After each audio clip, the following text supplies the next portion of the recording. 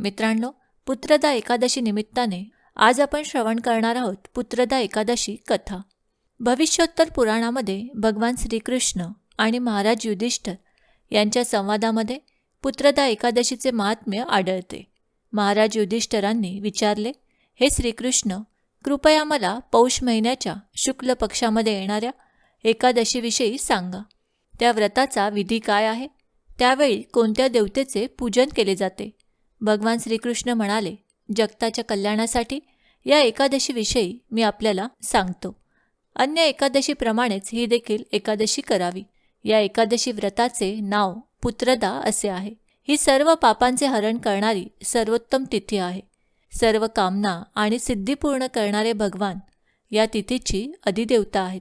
या त्रिलोकामध्ये यापेक्षा उत्तम तिथीच नाही. प्राचीन काळातील कथा आहे. भद्रावतीपुरीमध्ये सुकेतू नावाचे राजा राज्य करीत होते. त्यांच्या राणीचे नाव चंपा होते. कित्येक वर्षापर्यंत राजाचा वंश चालविण्यासाठी राजाला पुत्र झाला नव्हता. त्यामुळे दोघे पतीपत्नी नेहमी चिंता आणि शोकाने व्याकुळ राहायचे. त्यामुळे राजाचे पितर राजाने अर्पण केलेले जल शोकोच्छ वासाने गरम करून पित होते. राजानंतर आम्हाला कोणीच तर्पण करणार नाही या विचाराने पितर दुःखी झाले होते. एक दिवस आपल्या घोड्यावर स्वार होऊन सुकेतुमान महाराज दाट वनामध्ये निघून गेले. पुरोहित आदी लोकांना याची कल्पना देखील नव्हती. पशुपक्ष्यांनी भरलेल्या या दाट वनामध्ये महाराज भ्रमण करीत होते. सर्वत्र अनेक प्रकारचे पशुपक्षी पाहत महाराज वनामध्ये इकडे तिकडे फिरत होते. इतक्यात दुपार झाली. राजाला तहान आणि भूक लागली. त्यामुळे पाण्याचा शोध घेत राजा इकडे तिकडे फिरू लागला. पूर्वजन्मीच्या पुण्यामुळे त्यांना एक सरोवर दिसले. त्या सरोवराजवळच मुनींचा एक आश्रम होता. त्याचवेळी अनेक शुभशकून होत होते. राजाचा डावा डोळा आणि डावा हात फडफडू लागला. त्यामुळे काहीतरी शुभदायक घडणार आहे याची राजाला जाणीव झाली. सरोवराच्या काठावर अनेक मुनी वेदांचे पठण करीत होते. त्यांना पाहून राजाला अतिशय आनंद झाला. घोड्यावरून खाली उतरून राजाने मुनींजवळ जाऊन नमस्कार केला. तेव्हा ते मुनीवर म्हणाले, हे राजन, आम्ही तुझ्यावर प्रसन्न आहोत. राजा म्हणाला, हे मुनिगण, आपण कोण आहात? आपली नावे काय आहेत?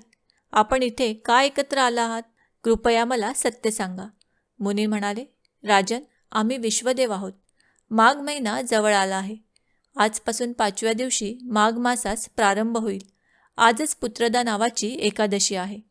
जो कोणी ही एकादशी करतो त्यास पुत्रप्राप्ती अवश्य होते. राजा म्हणाला, विश्वदेवगण, जर तुम्ही माझ्यावर प्रसन्न असाल तर कृपया मला पुत्र द्या. मुनी म्हणाले, राजन, आज पुत्रदा एकादशी आहे. या एकादशी व्रताचे आपण आजच पालन करावे. महाराज भगवान श्रीकेशवांच्या प्रसादामुळे आपल्याला निश्चितच पुत्रप्राप्ती होईल. भगवान श्रीकृष्ण म्हणाले, हे युधिष्ठिरा, अशा प्रकारे मुनींच्या सांगण्याप्रमाणे राजाने एकादशी व्रताचे पालन केले. द्वादशीस पाळणे करून तथा मुनिजनांच्या चरणी मस्तक टेकवून राजा घरी परत आला. त्यानंतर राणीला गर्भधारणा झाली. या पुण्यामुळे राजाला तेजस्वी पुत्र प्राप्त झाला. ज्याने आपल्या उत्तम गुणांमुळे पित्याला संतुष्ट केले. तो प्रजेचा उत्तम पालक झाला. त्यामुळे हे राजन, पुत्रदा व्रत अवश्य करावयास हवे. जो कोणी या व्रताचे पालन करतो त्यास पुत्रप्राप्ती होऊन तो मनुष्य स्वर्गगामी बनतो. जो कोणी या व्रताचे महात्म्य वाचतो, ऐकतो अथवा सांगतो त्यास अश्वमेध यज्ञाचे फळ प्राप्त होते. तर मित्रांनो, ही होती पुत्रदा एकादशीची कथा.